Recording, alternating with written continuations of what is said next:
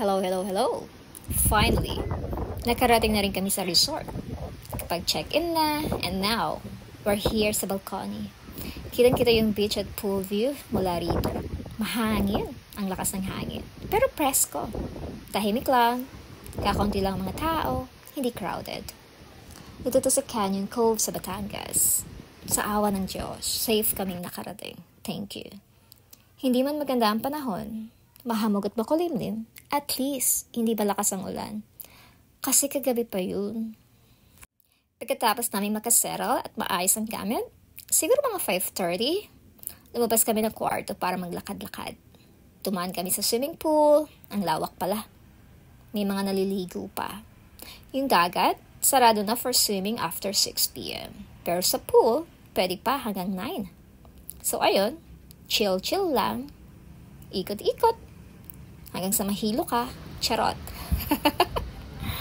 Lakad-lakad sa tabi ng tubig. Medyo maambol, pero ang simoy ng hangin, presko, hindi malagkit. Tapos, napag-tripan namin hanapin yung mga laro. Billiards, chess, ping-pong, parang minigame area.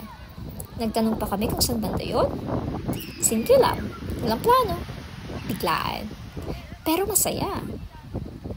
Ang sarap magmuni sa ganitong lugar. Tahimik. Hindi maingay.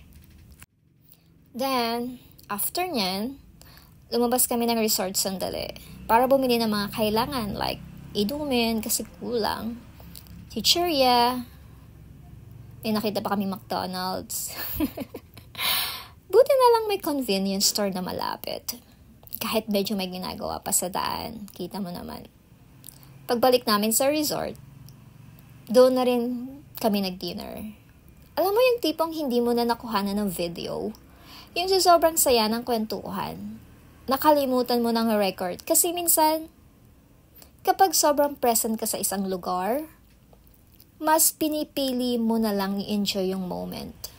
Yung bonding na kayo-kayo lang. Walang camera, walang pose, just real memories. Kinabukasan, ang ganda ng good morning. Umaraw na siya. Maganda na ang panahon. Presko pa rin. Hindi na maalinsangan. Siguro mga 7:30 na ako nagising. Ang sarap ng simoy ng hangin.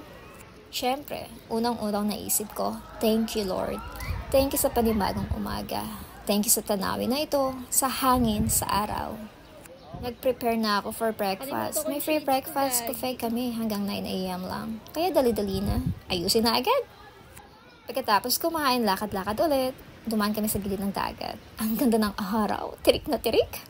Pero hindi nakakairita. Yung tipong tama lang para makarelax ka. Habang yung mga kasama ko nasa kabilang side, ako naman nag-ikot-ikot mag-isa. Kahit nakalimutan ko yung sunglasses ko. Okay lang. May sunscreen naman sa chest cloth. Kaya go pa rin. Ang daming naliligo sa pool. May mga nakatambay na rin sa dagat. Ang dami ng tao pero ang paligid, sakto lang, tahimik, presko, payapa. At doon ko na-realize, ang ganda ng likha ng Diyos. Binibigyan niya tayo ng ganitong tanawin.